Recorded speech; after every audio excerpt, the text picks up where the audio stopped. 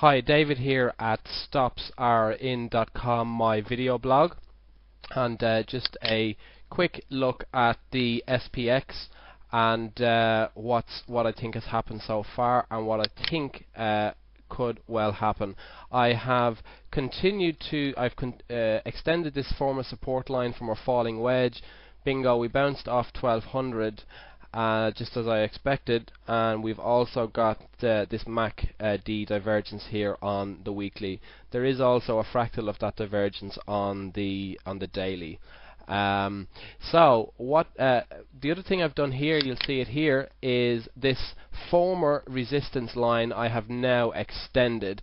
It is odd to me that when I extend it the way it's done, it does look like a bit of a falling wedge, but you know, I'm not. That really is looking out. But I think this line can potentially come back into play. I've also drawn here our previous absolute support level when we had our double bottom. I don't wonder if that doesn't come into play as well. So let's flip over onto the daily. Obviously we've had this huge run. Well, it is huge in a bear market. 60 points in about 3 days to me is huge, especially when we've had the bearish tone that we've been having lately. The end of the world is nigh, financial collapse, etc., etc., all of which I think are still possible. But anyway, that's longer term. Short term, if I just put in some Fibonacci lines here, this is what I see. Boom, there it is. We've hit our first fib level. We stalled at 1260. There was a lot of grinding sideways last night and right into the close.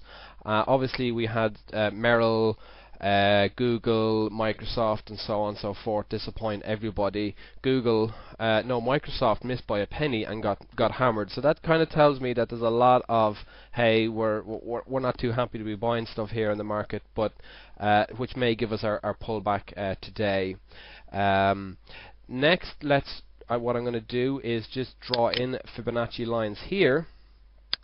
And I hope this is clear on the video. What I see is our first fib level is 1245. I don't wonder if we don't pull back into this area here, which I think also forms S1 on the futures.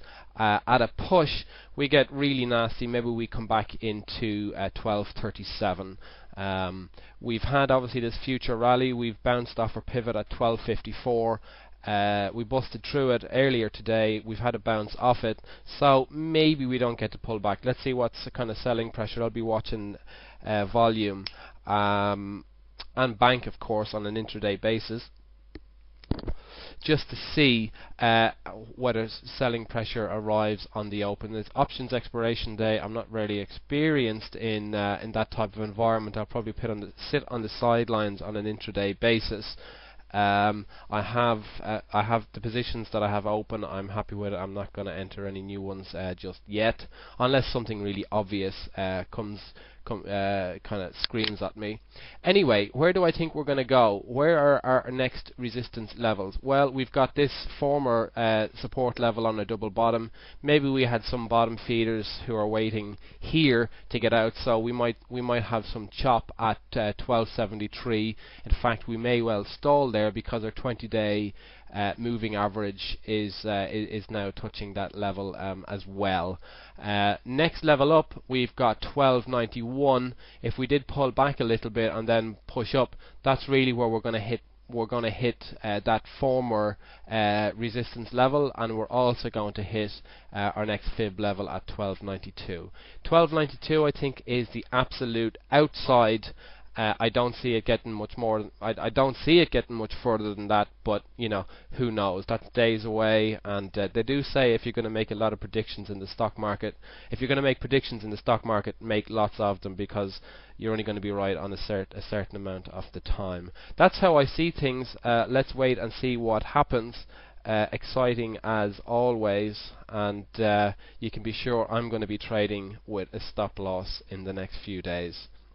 In fact, I don't even know why I said that, because I'm just going to be trading with a stop loss. End of story. Anyway, have a great day, and do let me know what you think.